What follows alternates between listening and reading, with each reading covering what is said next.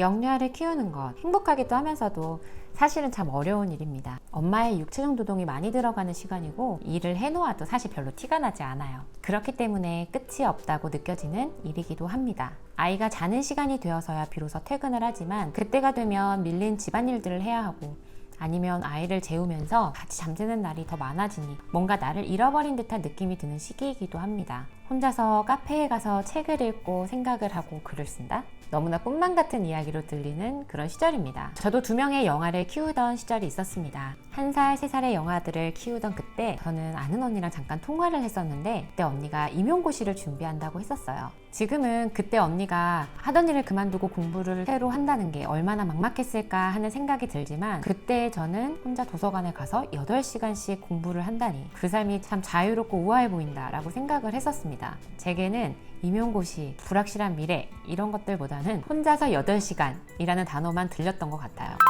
저는 그 시기에 아이와 애착을 잘 형성해주고 아이의 요구를 만족시켜주기만 하면 된다고 생각했지 엄마인 내가 그 육아의 시간을 즐길 수도 있다라는 생각은 하지 않았던 것 같아요. 그래서 책임감을 가지고 열심히 육아는 했지만 제가 막 즐기지는 않았죠. 즐길 만한 구석을 찾지 않았던 것 같아요. 그냥 이 시간은 내가 육체적인 노동, 정신적인 노동을 하면서 보내야 하는 어쩔 수 없는 그런 시간이기 때문에 그래서 아이들이 빨리 컸으면, 시간이 빨리 지나갔으면 하는 마음이 더 컸던 것 같습니다. 여기서 제가 했던 가장 큰 착각은 그 시간이 영원히 지속될 것 같다는 것이었습니다. 그때나 지금이나 시간은 짧고 정말 빠르게 흐르고 있는데 말이죠. 이렇게 육아의 즐거움을 찾지 않고 이런 착각을 하면서 정말 중요한데 제가 중요하게 여기지 못하고 놓쳤던 것이 있었습니다. 그것은 그때만 볼 수 있는 그 아이의 사랑스럽고 귀여운 모습이었습니다. 물론 저는 아이들을 사랑했고 아이들을 위해 재미있게 놀 수 있는 곳들을 막 열심히 찾아다니고 책도 많이 읽어주고 즐거운 요리 활동 만들기도 함께 많이 하였습니다.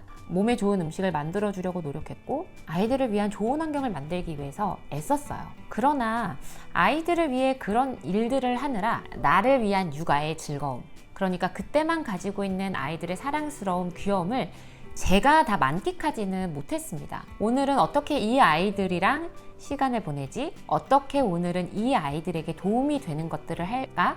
이런 생각을 하느라 오늘은 아이들이 얼마나 사랑스럽지? 오늘은 저런 모습으로 심통을 내고 있네? 오늘은 이런 것까지 할 수 있구나 하며 관찰하고 즐기는데 내 마음과 시간을 쏟지는 못했습니다. 시간이 흘렀습니다. 저의 시간도 아이들의 시간도 빠르게 흘러갔습니다. 어느덧 작은 아이가 6살이 되자 제 마음에 여유가 생기기 시작했습니다. 퇴근을 못하고 당직을 하거나 집에 오면 잠만 자던 아빠의 형편도 많이 나아져서 아이들과 함께 할 수 있는 시간들이 늘어났고 저도 아이들을 키우면서 다녔던 대학원을 졸업하고 집에서 재택을 하면서 일을 하게 되어 아이들을 온전히 볼 수 있는 시간적 정서적 공간이 넓어졌습니다.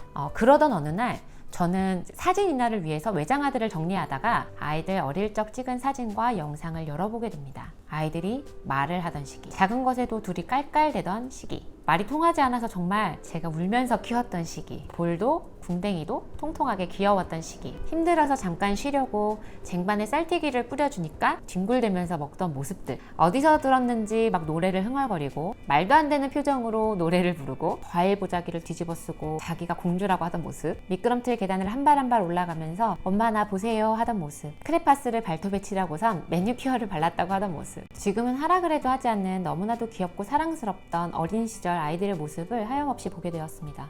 그러면서 저는 한참 눈물을 흘렸습니다. 제가 운 이유는 그 시절의 아이들이 너무나 보고 싶었기 때문입니다. 물론 그 아이들은 지금 제 옆에 있습니다. 그러나 그 어린 시절의 아이들은 보고 싶어도 더 이상 볼 수 없다는 것을 알게 되었습니다. 발음이 안 돼서 따랑해요 라고 말을 시작하던 2살의 그 아이, 지독히도 말을 듣지 않고 무조건 싫다고 외치고 보던 3살의 그 아이, 놀이터에서 친구가 인사해도 고개를 돌리면서 외면해서 엄마를 난처하게 했던 그 아이, 온갖 재료들로 기발하고도 그럴듯하게 누군가를 따라해서 배꼽을 잡게 했던 그때 그 아이, 이 아이들의 모습을 사진과 영상으로 보면서 저는 알게 되었습니다. 그때 그 아이는 이제 만날 수 없구나. 더 이상 그때 그 아이는 내 옆에 없구나. 그 아이는 이제 사진과 영상으로만 볼 수 있구나. 저는 매일 이 아이들과 헤어지고 있다는 걸 알게 되었습니다. 시간이 흘러도 아이가 내 옆에 계속 있겠지라는 생각에 그 아이와 헤어진다는 걸 그땐 깨닫지 못했습니다. 그때만 보고 느끼고 만끽할 수 있는 그 사랑스러움, 귀여움, 당황스러움, 놀라움을 내가 온전히 느끼고 누리고 만끽했더라면 지금 이렇게 아쉽진 않을 텐데 이런 생각이 들어 마음이 많이 아팠습니다.